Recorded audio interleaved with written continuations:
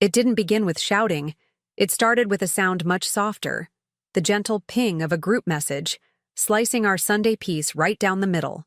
I wish I could tell you I was surprised, but there's a special kind of exhaustion that sets in after months of feeling watched in your own home. Falling asleep next to someone who measures your silences.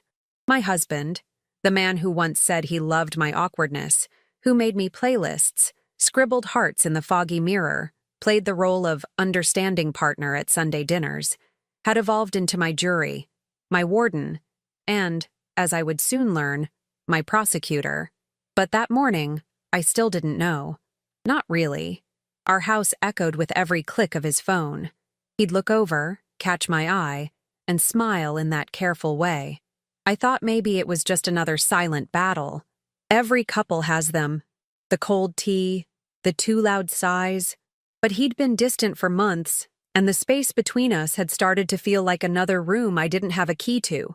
I was making pancakes for our daughter, her favorite with extra honey, the way she liked, and my phone kept buzzing.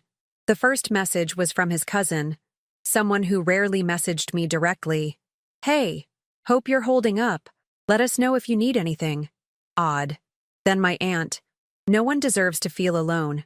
Thinking of you." I scrolled. There were more. Something was wrong, but I couldn't piece it together. I glanced at him, sitting at the kitchen island, stirring his black coffee and pretending not to know the storm he'd released into my life. There was a cold satisfaction in the way he quieted the room just by existing in it. A notification popped up. My best friend, Alyssa. "Is it true? Call me." True? What? I opened the group chat from his side of the family. My face burned. She's not who I thought she was. Sometimes you have to protect yourself, even from people you trust. She's changed. I just hope the little one never sees that side of her. Every word was sharpened, carefully calculated to make me look dangerous, unstable, and worst of all, unlovable. I froze, spatula in hand, pancakes burning. My daughter giggled, syrup dripping down her chin, oblivious to the glacier cracking below her feet. My pulse thundered in my ears, but I managed to keep smiling for her. I confronted him after breakfast, casual as possible. "Did you talk to your family about me?" He didn't look up, just shrugged. People ask questions. I give them answers. If you don't like what they hear, maybe you should think about why. Gaslight. That word never felt so literal, like he was dimming the lights in every hallway of my mind, just to see me stumble. I realized then that this wasn't misunderstanding. This was orchestration. For the rest of the week, whispers replaced greetings at school drop-off. Invitations quietly vanished. My own family treaded carefully, as if my grief were a live wire. He stayed calm, almost triumphant, draping an arm over our daughter, painting me as the overworked, paranoid mom who needed help, but couldn't admit it. The worst part? No one confronted me openly. They just withdrew, as if my touch might infect them. That silence is torture, like being buried alive with everyone watching, waiting to see if you dig your way out, or suffocate. It only got worse. Our daughter started asking if I was mad, why I was so quiet, if Daddy was right about grown-up secrets that mommies shouldn't keep. He began timing my movements, not with a clock, with comments. "Out again? Late from work? Again? Maybe Alyssa knows where you were last night." All little daggers dipped in doubt. The first time I cried, it wasn't out of heartbreak. It was rage. For letting myself love a man who could so artfully make me feel disposable. Sunday night, I lay awake listening to his steady breathing. I stared at the ceiling, wondering how long I'd last before even I believed the lies. But in the quiet, something icy and bright stirred inside. A refusal to disappear. I pressed my palm to my chest, feeling the rhythm of my own heart, promising myself, if he wants a story, I'll give him a story. The difference? This one will be mine. By the time the sun rose, I already knew. He'd set the stage, but he had no idea what kind of performance I was about to deliver.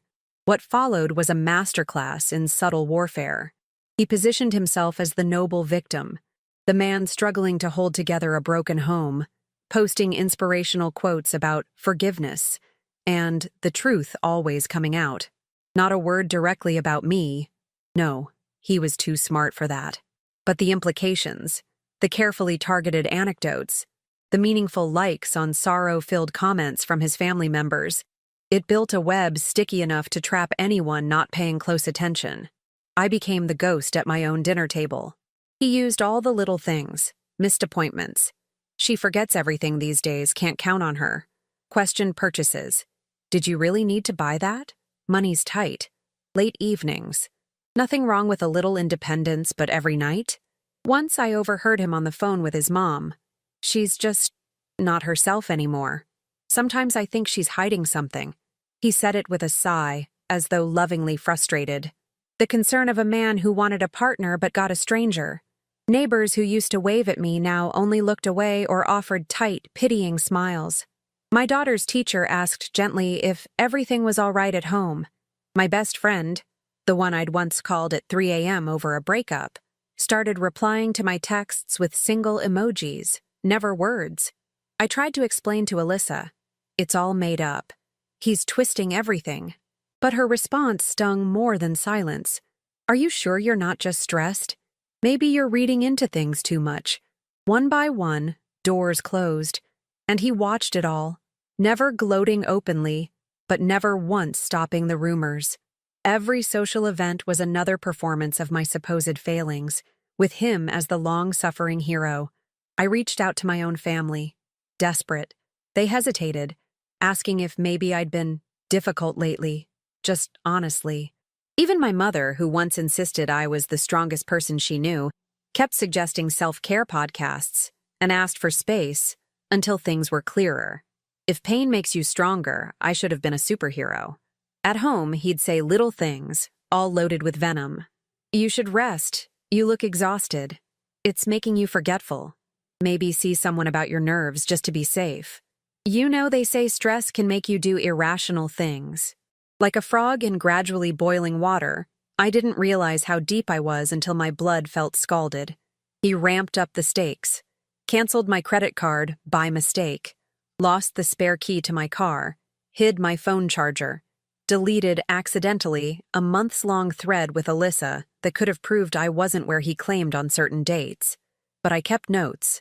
Every slight, every sentence, every accidental misdeed. Then he made his final move. He invited his family and mine for a peace dinner. He said it was to clear the air. What he meant was, watch her break. The living room was packed. Our daughter sat coloring quietly, blissfully unaware of the tension twisting every adult in the room. He cleared his throat, hands folded so piously on the table, and began, I just want what's best for all of us, but I can't keep pretending everything's fine.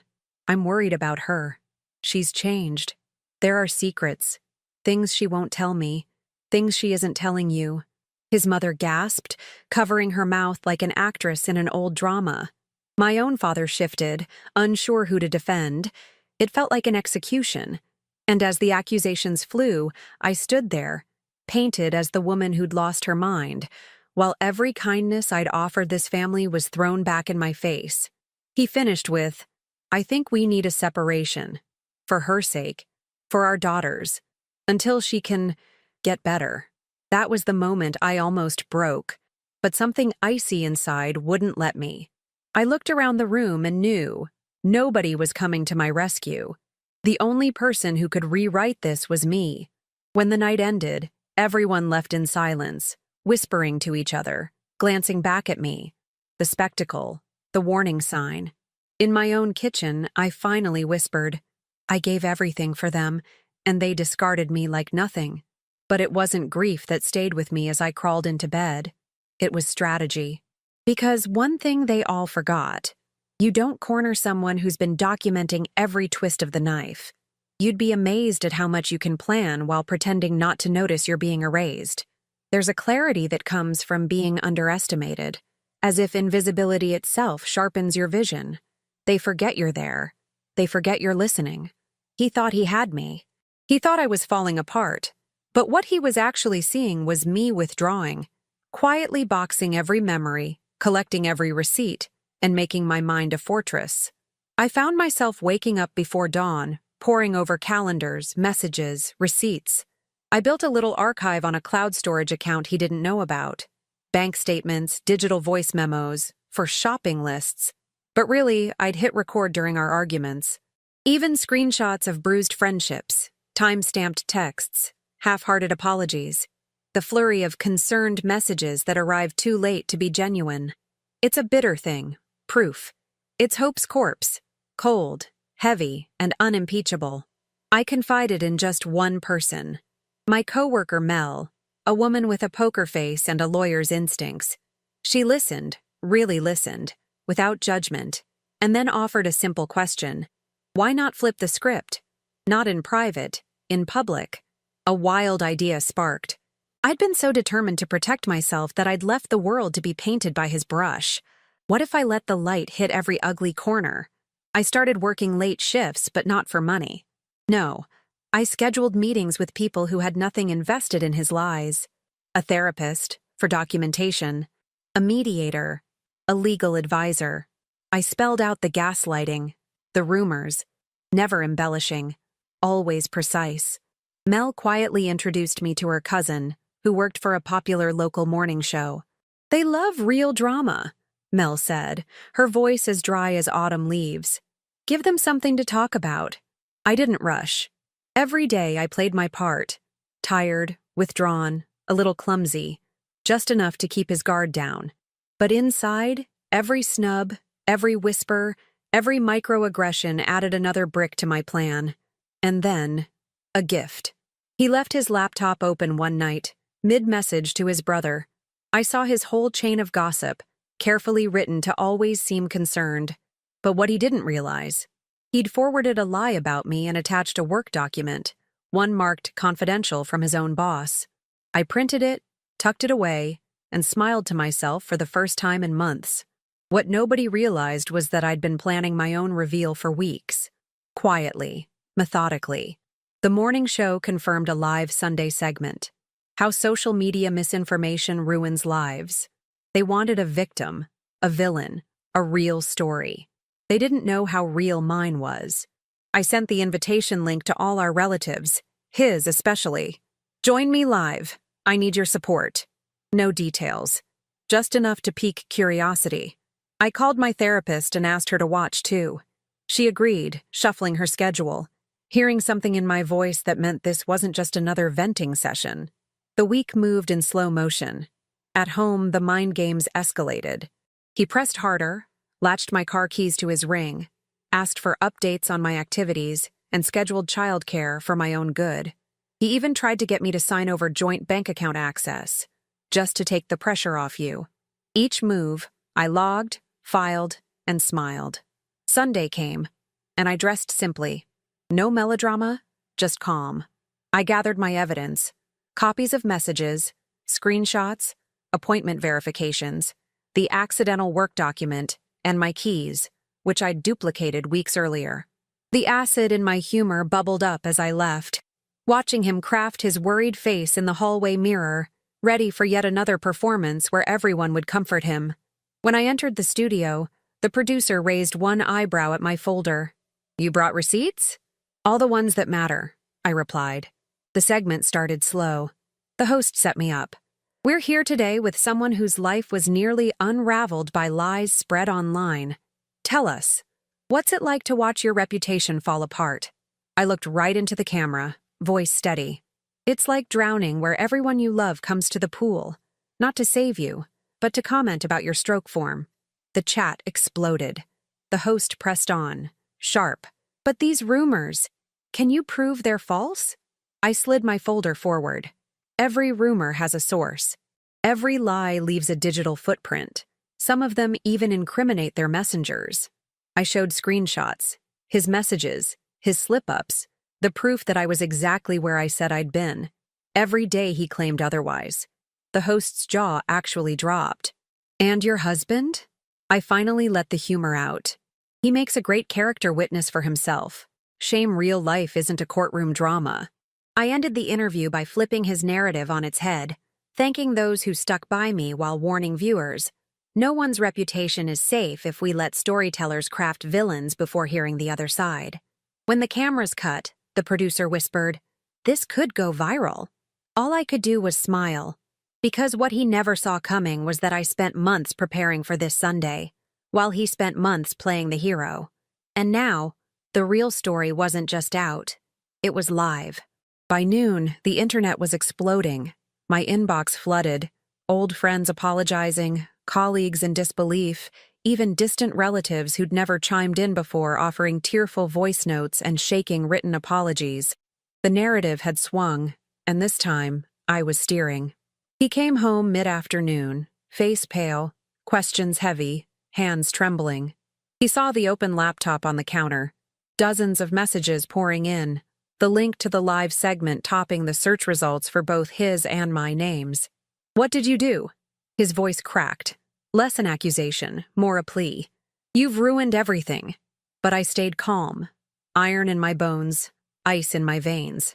I poured myself a glass of water, never breaking eye contact. "No, I just opened the curtains. If the mess is ugly, that's not on me." He scrambled for footing, tried denial, tried charm, switched effortlessly to rage. "You humiliated me. In front of everyone." "So did you," I replied, almost gentle. "Only difference?" I brought receipts. His phone rang, his mother, his boss, then one after another, frantic. I heard snippets. "How could you? Why didn't you say anything? That document. Do you realize what you sent?" The collateral damage wasn't just social. It spilled into his professional world. That work email, attached so carelessly to his gossip, was confidential, and now had to be addressed by his manager. HR was already in touch by the evening. Our families split sharply. Some rallied behind me at last. Others blustered half-hearted denials. But the tide was too strong now for anyone to reframe what everyone had seen with their own eyes. He tried to pivot the narrative. "I was trying to protect you.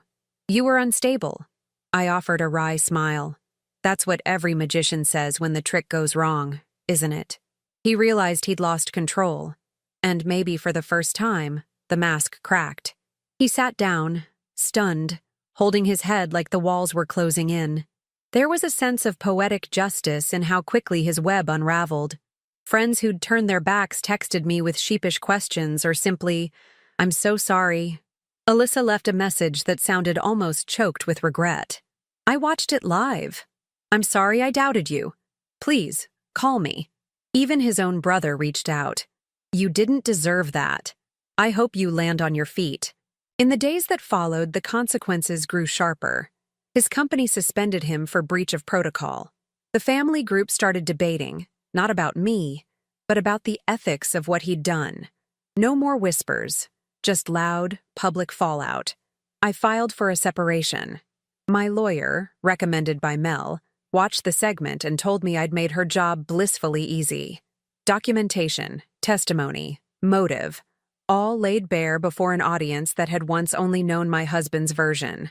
Our daughter noticed the difference before anyone else. She stopped whispering at the dinner table, asked if we could invite Grandma over again. The tension in the house began to dissolve. I let my ex perform his last show. Tears, desperation, empty promises. But for the first time, nobody bought a ticket. In my small world, I became something of a legend. The woman who aired her pain, who forced the truth into the daylight and walked through the fallout with her head up. The studio reached out again. "Do you want to share the next chapter?" I laughed.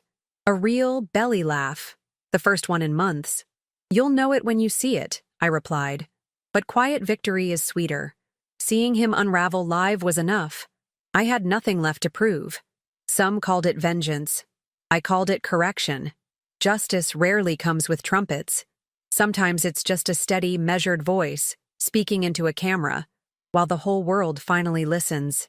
In the aftermath, there are fewer fireworks than expected. The silence that returned didn't ache. It felt earned. The house changed. I started filling it with laughter, mine, my daughter's, sometimes even just the hum of dishwater late at night. Light found its way into rooms that had felt haunted for too long. I expected to feel triumphant, but what I mostly felt was whole. Worn at the edges, maybe. Sometimes sad, sometimes nostalgic for a family I only imagined I had. but full. A complete person. People texted me advice, encouragement, invitations I wasn't sure I wanted. Alyssa wrote again, long and heartfelt. But I realized that after surviving something like this, you crave solitude more than apology. I forgave her, quietly, inside my own heart. I began therapy not as a formality, but as an act of self-preservation. My new Sunday rituals became therapy, pancakes, cartoons, and long walks, not waiting for the next rumor or disaster. My ex faded from view, replaced by paperwork, lawyers, and eventually, silence. I felt a pang of sorrow. Sometimes love just ends.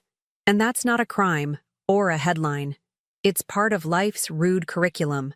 But I reminded myself, you can be both bruised and brilliant, just not on anyone else's timeline. One day, as my daughter and I were planting flowers outside, she asked, "Mommy, are you happy now?" An honest, clear-eyed question, free of judgment or agenda. And I looked at her, really looked, and realized, I think I am. I think I'm safe and strong. And that's even better than happy. The world kept turning. Little by little, the narrative grew old. The audience drifted. The story lost its power to sting. I was no longer the scandal, the pariah, or the warning story at PTA meetings. I rediscovered the pieces I'd hidden away. Humor, wit, a kind of biting gratitude for having survived such an ordeal. If there was a final lesson, it was this. Your reputation isn't the sum of other people's stories. Sometimes you have to burn the script and write your own lines, even if it means stepping alone into the spotlight. As the trees filled with summer, I made peace with everything that happened. Not forgiving all, but letting go just enough to make space for something better. And as my daughter and I finished planting, our hands dirty, our hearts light, the sun dipped low, and the day ended in perfect, honest quiet. If they try to write you out of your own story, pick up a pen, call the cameras, and say it live. Here's what really happened. Sometimes the best revenge is a truth so undeniable it needs no applause. I am, finally, my own ending.